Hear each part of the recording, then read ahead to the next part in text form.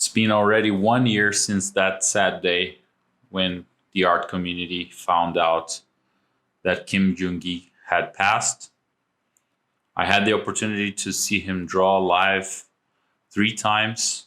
And today I want to discuss a bit of what I learned from him, what I see as his biggest legacy, and learn from you guys as well. How has he impacted you, and how can we all learn together and keep his passion for drawing alive? I think the most important was his love for drawing, and I want to focus a lot on this today, but also a lot of aspects and big aspects of memory drawing, understanding what you're drawing, and building your visual library. I'm going to touch upon a little bit of his process and the mindset behind it, but I think that is really well covered in a lot of his talks, his tutorials, and videos here on YouTube. So I'll have links for that in the description. And finally, sharing some of the courses and resources I've discovered researching for this video, as well as letting you all share in the comments and have a conversation about how he impacted you, and we can all learn as a community, as I mentioned before. To be honest, in the beginning, I saw Kim Jung Gi mostly for his performance work, drawing live without any preparation, visual preparation on the paper. So connecting a lot of pieces that were in his mind. And I don't know if I focused too much on the style, but it didn't connect as much with me. I think even the controversial AI thing that happened right after he passed focused too much on what Kim Jung Gi meant as a style, as a way to draw certain things, and not his philosophy of why he drew, what he drew, and how he presented himself, how he helped the community around him, how he was really super available, even not speaking English, and having translator and putting in the effort in all his community appearance and event appearances. And that's where I started to understand who this person was and admire him more and more. If you look at the body of his work, there's a lot of work.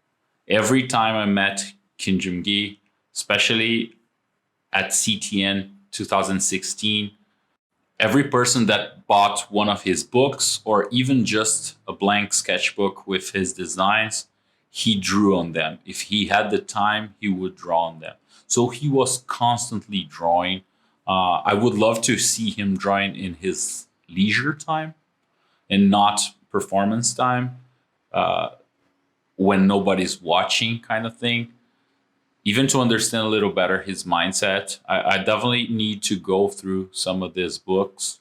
I don't have them myself now, but I want to have them in the future. I know of people that have them. So if you've seen the stuff, if you have a glimpse on his process more in depth and the things that he was exploring, I would love to hear in the comments as well. I think it will be a little window into who he was, what he was experimenting with, things that he tried, things that he failed. I would love to see his failed work throughout the years, especially before 2014 when I met him. And there are some books here, 2007 and on, that might give a glimpse of the up-and-comer Kim Jung Gi to some extent. He was 47 when he passed. So in 2007, he was 32. I would love to see even earlier work and have really that glimpse of his journey as a whole. I think it's something that we could all as a community learn a lot from. But one thing that I've learned from his journey through an interview or talk, I don't remember exactly, was that drawing as a career wasn't seen with the best of eyes. So he had to really dedicate himself to prove that it was possible. Sometimes he didn't have access to a lot of references and constantly looking at stuff. So he would look at something and then like get home and try to draw that. This is where I started to understand his process for memory drawing. And I've seen this again and again with a lot of different artists. Claire Wendling has a similar process where she looks at a model or of a fox, for example, or something like that, and then tries to draw from memory, from imagination, and then refers back to that. So it's a back and forth process of remembering more and more. I'm currently reading a book on memory drawing. I've mentioned this in other videos. I want to do a video about this in the future and connect that with practice and all. But that is really opening my mind to what I haven't done in my career and how that affected the way I draw nowadays and what I would do differently and so on. And in Kim Jung Gi's case, it really was clear for me this process in 2014 when I saw him for the first time at an event here in Brazil, in the south of Brazil. So this is his drawing. I couldn't find a picture with a high resolution. It was 2014. Things were different as well in terms of access, overall access in phones and quality of cameras. But one detail that really stands out and stood out at the time as well is that this part of the drawing, especially this tube station for the buses in Curitiba, the city, as well as the connection between older and newer architecture. You can see like older buildings together with more modern architecture. As you can see here, I couldn't find this specific building, but even the more European kind of architecture that you can see there, he really represented that. And he was in Curitiba for a day or two. So he saw that in the street. I don't know if he looked that up on the internet and so on, did some sketches, and then drew that live for everyone to see using some of the buses and even like the trees. You can see the specific trees from that city. So aside from the fact that everyone was stoked to see all that detail and all that connection to the city, it was amazing to have a glimpse on his process of memory drawing as well. So it was really, really interesting. There are a lot of videos, as I mentioned before, of him drawing.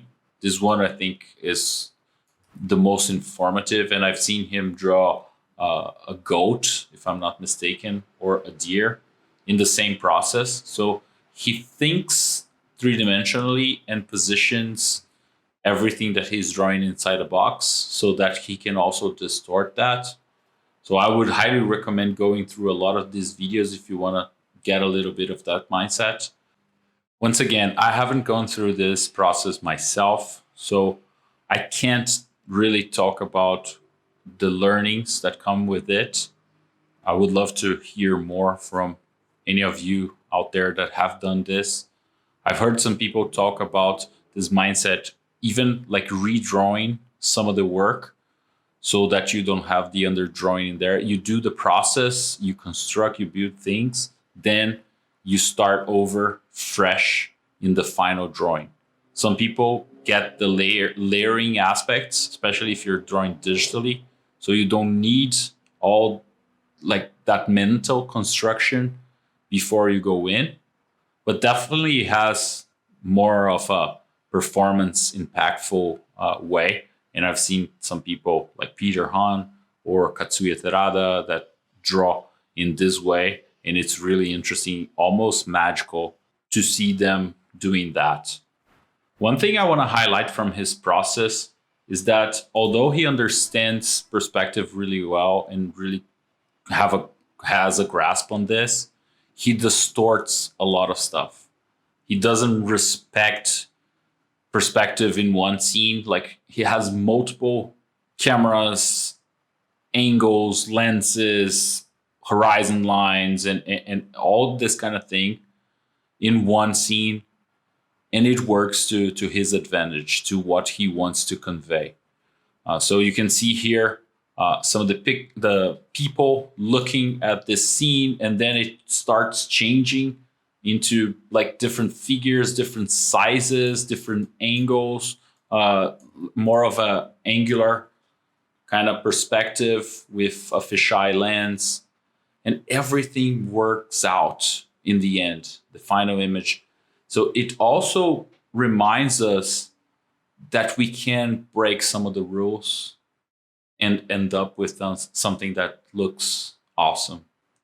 It's not about something that works in perspective, that is 100% accurate or something like that. It's something that works as a picture, that tells a story, that conveys a message, that conveys an emotion. Even like the fish here on the window, like he's telling a story.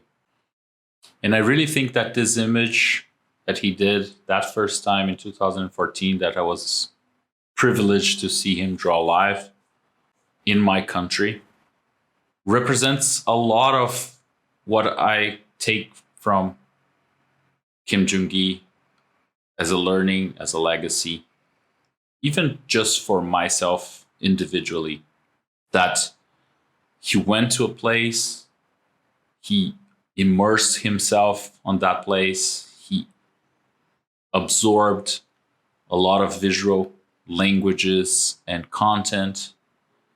He learned that, he drew that a lot.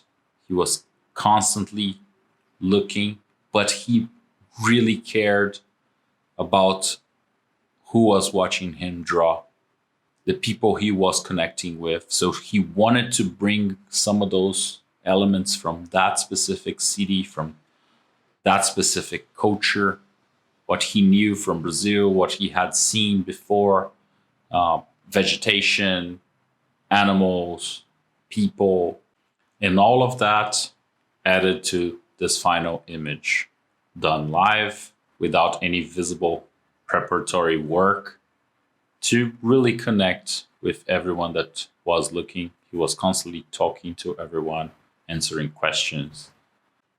It was a very special moment that I'm sure had its mark on everyone that was able to be there.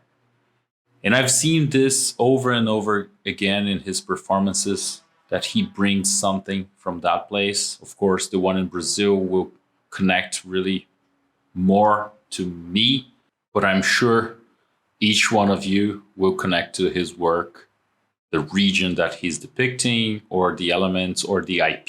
He did some works for Marvel, he did stuff for Riot and League of Legends. It will connect to everyone in a different way. But it's also amazing to look at what connects to himself through his books, through his legacy, through the work that we can find, that we have access to, as well as looking, as I mentioned before, at some of his tutorials and videos of him in action. I don't know what's the relationship between the books and tutorials to his family and all of that, but it's great to know that they are still available out there, potentially even supporting his family, his projects, his mission, and connecting to people that might have seen him draw or that have no idea who he was, and even future generations that can really have access to this master, how he drew, how he taught, how he connected to people, who he was as a person, and let all of that influence their work, their relationship with drawing, and even how they see the world. What about you? What have you learned from Kim Jung Gi? Please share in the comments. I hope this was informative. I hope this was inspirational as well, and it can help you improve as an artist, as a person, and it can help you improve your relationship with drawing, with the world around you, and the stories that you want to tell.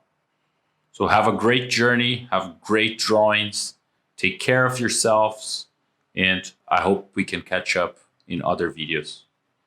Bye.